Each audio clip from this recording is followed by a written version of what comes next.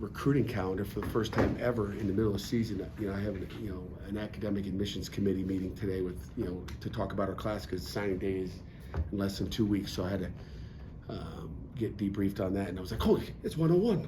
You guys don't want let's go." We're ready for Louisville.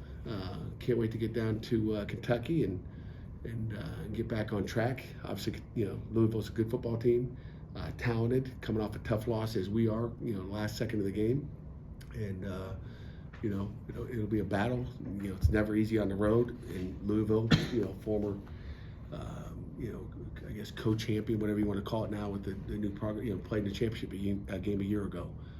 So really, really good football team. Brom does a great job, got a ton of respect. It will be a challenge on the road, guaranteed. So, questions? You mentioned, the recruiting class. I'm just curious, will you have any time to even do any visits, like between the Boston College game and signing day? No.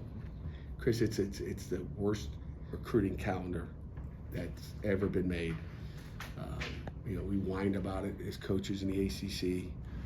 It is, and again, usually I go into a committee meeting, and it's usually after we've gone out on the road and saw these kids. It's usually, maybe the Monday before signing day, but I've been in everybody's home. I'm usually in every kid that we sign's home.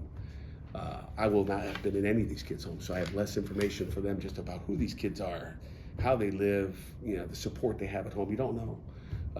This is a decision, we made. I guess we didn't. The ACC didn't.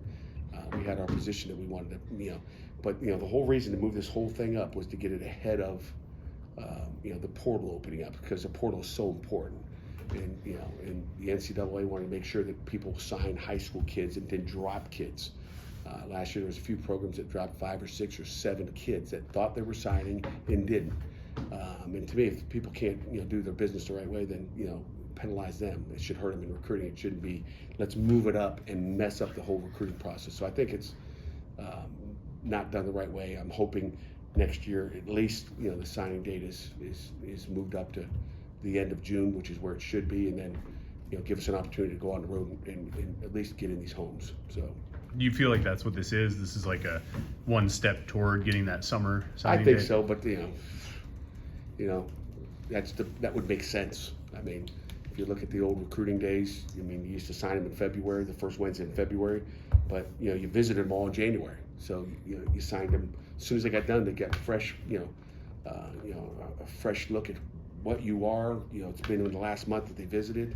Maybe they visited a couple of them during the season, but now it's visit, and then 5 months later, 5 months later, let's sign them after never having contact with them again.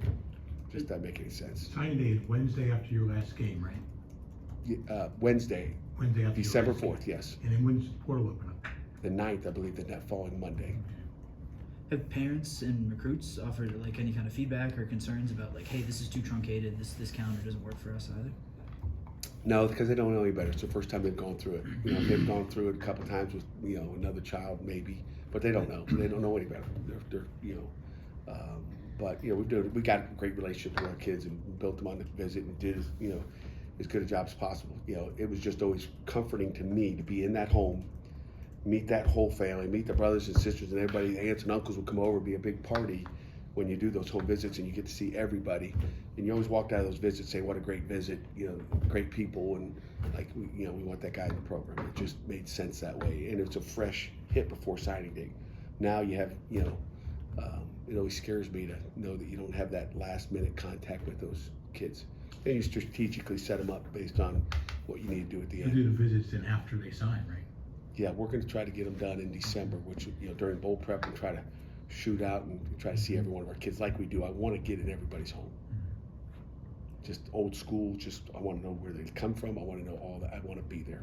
Don't have to. We can sign them and but I will spend the time to get out there. That's the plan right now, as long as we can swing it. Coach Darbo said yesterday that he feels like he has a little bit more clarity about who your 5 best offensive linemen available now are. Do you feel the same way? Do you guys have a sense of who Yeah, we sit here and talk every day about who they are, and it's always a juggling act when you got guys getting hurt, Stephen. So a week ago you had Isaiah Montgomery, and then you had Jackson Brown. So you kind of It's, and again, but it's hard to even evaluate that based on, hey, one played against Clemson, one played against, Virginia. So it's like, it's hard. I mean, it's hard, and it takes time. I mean, that's why that cohesion of that offensive line is so critical. And we've been in this position before, so we've been juggling around. It's not easy on anybody, but our kids will go out and fight. I know that they fought last week, but some of those second half things are you had a new center come in the second half, and then you had the issues with snap counts and all that, and there's no one more important as that center who touches the ball. Quarterback and a center, they touch the ball every snap, and that's a critical piece. Ryan had to move from right tackle to left tackle. Have you seen him? He seems like he says he's been more confident right now after a few games. You see that confidence? Yeah, Ryan Bear's been, he's been, for a guy to move from right tackle to left tackle, that's not easy. That was, first concern is, taking a guy that's, really been pretty solid. I'd say, B plus, A minus type work over at right tackle, and moving to left and like starting all over again. But Ryan Bear's, he's going to be a dude, and I'm glad where he's. I'm happy with where he is. Nate expected to start on Saturday? I don't know. It's a great question. We'll see. You guys saw Hanks. You guys go ask Hanks. Maybe you got a connection with him. I don't know. He didn't say anything. He didn't say anything. He didn't say anything to you. So we'll see. Again, it's still a work in progress. We'll see as we get going here. Last Thursday, you told us that Eli was not cleared. Is he cleared this week? He's cleared to play right now. So we'll see. We'll see. Game time. What goes into your decision? That he's cleared to play. What's up? What's next for you then? I don't know. Watch a videotape today. Generally speaking, not specific to this situation, but generally speaking, how often do you find yourself when you're approaching a personnel situation or a conversation with a kid, thinking that little voice in your back of your head saying, "I don't want this guy to transfer. So however I handle this or talk to this guy, I've got to make sure I handle the situation." And again, not specific to this situation, but in general with kids, is there a little voice in the back of your head that says, "All right, you got to handle this right because you don't want to get on his wrong side and then he leaves"? No, I mean, you coach. Kids want to be coached hard. They want to know. They want to be told the truth. You don't sit there and kind of waver around and tell them nothing. You tell them what's up, and I don't know if I answered that question, but like you just be honest. I think the kids want honesty wherever they are. I'm not worried about that. They either want to be here or they don't. And our guys want to be here. Last week we talked about the drops, and you said you didn't see any in practice, but you kind of never know what you're going to get once you get to game day. Is it the same feeling with the procedural penalties on offense? You know what? Procedurally we're good all week. I mean, Tuesday we always have a couple. We'll get some offense or some defensive linemen yelling signals out, which sometimes the umpire can't hear it, and disconcerting signals are not allowed. But you'll have some of that happening, so we try to prepare them during the week of making move calls and using our cadence to move D linemen and trying to get you to jump off side. So so we'll hopefully we got some of that cleaned up, but home game, away game is a little bit different all the time. We worked the noise this week, so for the most part we've been clean. It's just a matter of focusing and take care of business. I was really surprised to find out that Shuck, the Louisville quarterback, replaced Justin Herbert at Oregon #1. It was in the same high school class as Trevor Lawrence and Justin Fields. He's still playing too. Yeah. Holy cow. And those guys have been in the NFL for I don't know 3-4 years. When you have a quarterback who's been around 7 years, been in college 7 years, does that change your approach to you? Make sure you still got to cover the receivers and still try to put pressure on them. But again, he's a 7-year guy. Obviously he's a good quarterback now, guys. This guy can sling the ball. He's and he's mature. I mean, he's an old man. I mean, he's I'm gonna check and see. I'm gonna have him take his helmet off, check and see if he's balding or not. I mean, but he's a football player. I mean, you look at a 7-year experience and 1-year experience, or 3 or 4 with Nate Yardell. So it's like, there's 7 years. He's played a lot of football. I think 28 career starts. I think he's had. That's it's almost 3 years of starting experience, and he's been through it. He's seen it. He's smart. You can see him read coverage. You can see him look off coverages. He's talented. They say he's their best quarterback since Lamar Jackson. Is that what they said? Yeah. I haven't read any of that stuff, but I believe it. He doesn't run like Lamar, but he can probably throw it better than Lamar. So, if he could run like Lamar, he'd be a first rounder. Be the first guy taken because he can sling it. Has Jake Overman maybe been more useful as a pass catcher than you expected when he was coming in? Not really, but Jake Overman's been impressive. I'm glad he's got another year. But I mean, he's first of all, he's a tremendous. I mean, just his family, him. He's like a first class. I love Jake Overman. He's done a nice job for us, blocking and catching. I mean, you saw that one catch he had, the other day, a little bit behind him, and he's had a couple of those catches. He's been not surprising, but he's been, I guess, a pleasant surprise as far as he can do it all. Last week, Cade had mentioned that he didn't like how the offense was playing behind the sticks on first down. There was a couple plays again that were behind the sticks on Saturday. How do you guys need to just improve on that this week? Yeah, I mean, you continually want to be, ahead of the sticks, and I thought we did actually a pretty good job. I mean, you'd like it to be perfect, me too, but I think we had 27 first downs in one of the time possession. You're ahead of the sticks when you're going to get to it, 2nd and 15 at times, whether it's a sack or a penalty, whatever it may be. But we got to be smart, not have unforced errors, and stay ahead of the sticks, and not get to a 3rd and 12. We all talk about third down, and third down's important. 3rd and 10, and 11 and 12 are hard to get.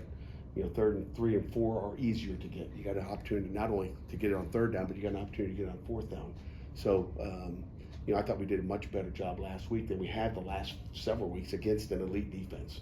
So I would say last week was, if we can get, the same production, as far as moving the sticks and eliminate some of the penalties, I think it could be a good day. Where does the Louisville defense rank among some of the defenses you've just seen, especially Clemson? They're athletic. I don't think they're as big and physical, but they're athletic and can run. Ashton Gillette, that defensive end, he can pressure the quarterback. So they're athletic. Different style.